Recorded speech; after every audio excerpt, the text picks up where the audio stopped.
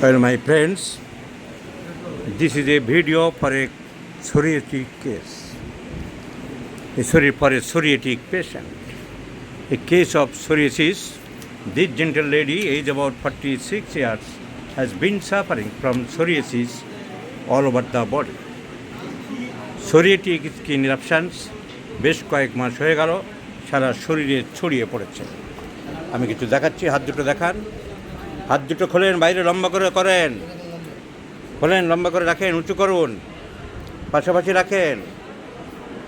এই সরিয়েছিস না সারা শরীরে, এই আমি হাতে দেখালাম, পেটে, পায়ে, অন্যান্য জায়গায় এই সরিয়েছিস ওনার ছড়িয়ে পড়েছে।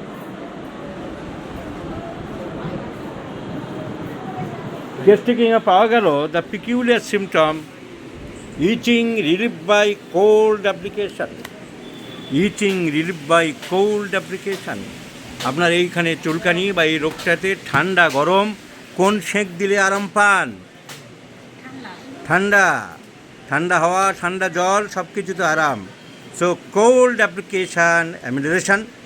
আর একটা পিকিউলিয়ার সিমটম জোর দিল প্যালপিটেশান, বুক ধড়ফড় করে খাওয়ার পরে। আপনার কী হয়? ওনার স্ত্রী, উনিও বলছেন, রোগীও বলছেন বুক ধড়ফড় করে। কখন বললেন? হাঁটাচলা করলে হয় আর খাওয়ার পরে হয়। আচ্ছা, হাঁটাচলা করলে যদি হয় সেটাকে আমি কমন ধরতে পারি। 3 মাস আগে মেডিকেলে ভর্তি হয়েছিল যন্ত্রণাতে। হাঁটাচলা করলে হয় যে প্যালপিটেশন, কিন্তু খাওয়ার পরে হচ্ছে সঙ্গে সঙ্গে। অল্প খেলেও হয় না বেশি খেলে হয়? অল্প খেলেও হয়। So palpitation aggravates after eating. দেখবো এইভাবে আমার রেপার্টরি দেখার নিয়ম। আমি সূচিপত্রে দেখব হার্ট অ্যান্ড ব্লাড ভেসেলস, এর মধ্যে এই প্যালপিটেশন আছে, ভলিউম নাম্বার 18।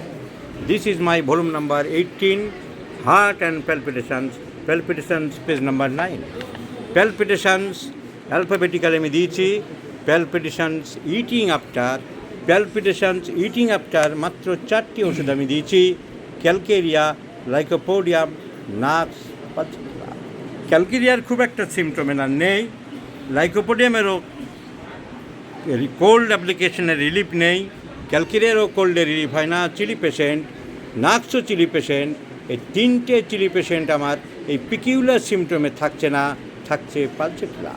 এবং পালসিটিলার অন্যান্য সব সিমটম কোল্ড অ্যাপ্লিকেশনে অ্যামিলেশন হয়।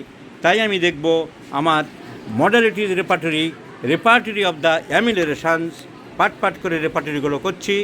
Repertory of the ameliorations volume number 36 amelioration all, সব রকম অ্যামিলেশন।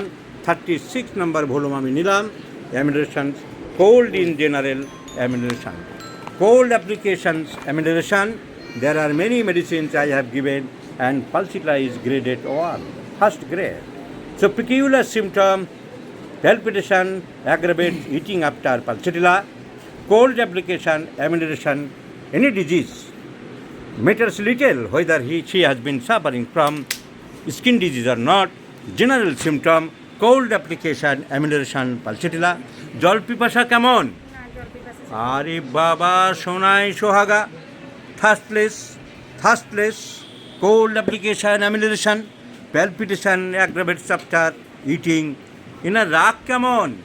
রাগ একটু বেশি না কম? বেশি। ঠিক বলছো, রাগ বেশি।